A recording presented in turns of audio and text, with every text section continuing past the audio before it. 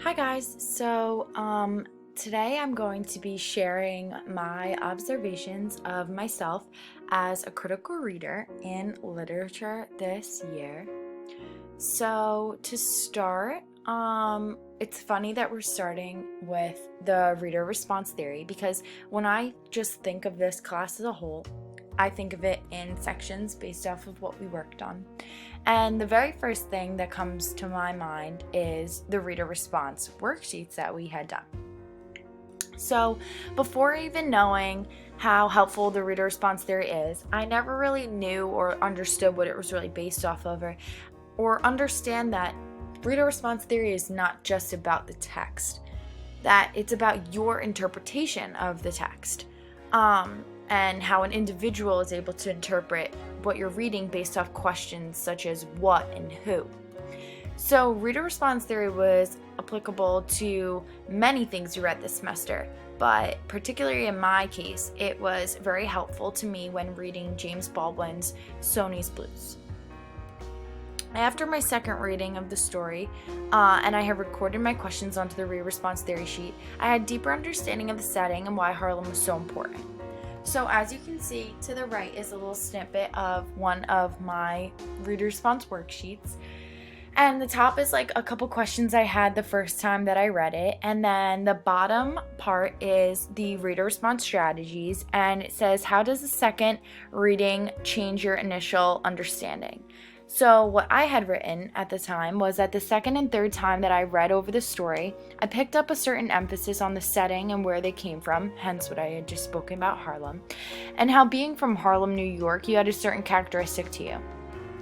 So the reason the reader response theory sheet was so important to me with this text was because it gave me a greater understanding of how the setting was important culturally to the people within the story. The next thing was reader strategies, and I used these reader strategies specifically in Hemingway's Hills Like White Elephants, which I always laugh when I read this title because the story was nothing how I thought it was going to be before I read it. But I have a tendency to read way too fast, and sometimes that causes me to miss certain things within a story. So the first strategy that I implemented while reading was to read slowly. Whenever I read too fast, or even prior to this course, if I don't understand it well, I reread it. So slow down, reread, and this was something I did a lot with everything we read in English 201 because I wanted to make sure I was clearly understanding the text to the best of my abilities, while putting the text also into some type of cultural and historical framework to help with my understanding. I also picked up on more imagery that made these keywords in my head to get more out of the characters that I was reading about.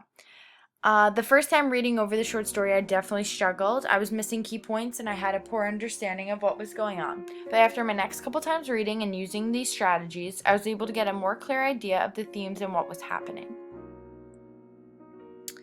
Digital tools. I use a lot of digital tools this year to aid in my understanding of the overall readings that we did. I loved having to do reader response and critical analysis because they gave me such a better understanding of the readings and made me think more than I was before. Annotating is something I do with almost everything I read because it helps me keep better track of a story. So digital annotating my readings was even better because I was able to type and make specific notes on my computer. Lastly, another thing I really enjoyed was the reflective journals. In week 2 of the course, I wrote a journal about James Baldwin and one of his infamous quotes. So the reason I love journals is because I just love to reflect on quotes from other people. I love to give my own interpretation of them, so journal writing is definitely something that I enjoyed so much.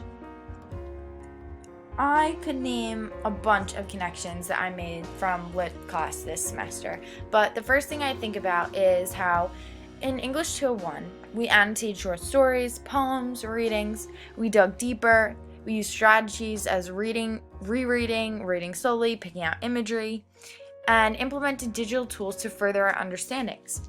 So in my head immediately, when I had to think about a connection, I thought about CIT1. This semester I had that class also, and I realized the connection that I annotated readings from the course reader in the Bible. I used strategies such as rereading and reading slowly over and over when I didn't understand things because a lot of Catholic study readings can be a little bit tricky. I also implemented digital tools to compare my thoughts with my peers in the class. This little snippet at the top I love because it talks about critical thinking skills, which can start with an analysis, communication with others, having an open mind, problem solving, creativity, and then back to analysis again. If I had to think about a challenge that I faced this semester, I definitely would say it was with Raymond Carver's Cathedral. As a critical reader, I felt like I had a really good understanding of most of the text we read, and once I did the work, I felt pretty confident with it, but this was one story I feel I struggled a bit. I was challenged with it because I was not getting specific enough with my quotes from the text to demonstrate the conflicts in the characters that I was trying to describe.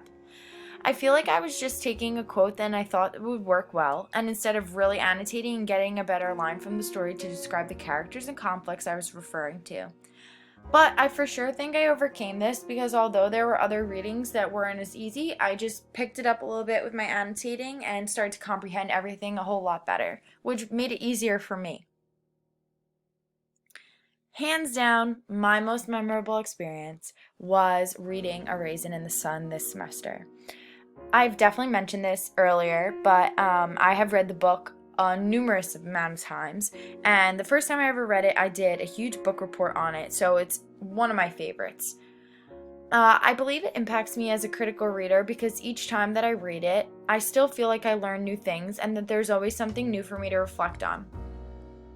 I feel that it's a great read because there's so many optimistic themes that go on throughout the story that it's like impossible to not figure out a quote or a relevant theme that goes with the storyline. So I'm really glad that I got to reflect on this story yet again in my career as a student and a reader. My aha moment, as silly as it might sound, is poetry. I've always enjoyed to read and annotate poetry, but I think my aha moment this semester was in Module 12. I never really realized how much I enjoy writing poetry these days because when I was younger, I used to write it a lot, but this was so many years ago. So when we had to write the poem project this semester, I felt like my mind was flowing with ideas, and I wrote the poem so easily. I was apprehensive at first because I was nervous to just look at a photo that I had never seen before and then write a poem off of it, but I took the ballet class photo and I made that photo into Practice Makes Perfect poem by me. And I consider myself a flowy writer because after I saw this photo, I was quick to just write and state how I feel by using rhyme schemes and personification and imagery to describe. So that was honestly my challenges, my favorite things, my aha moments this semester, and thank you.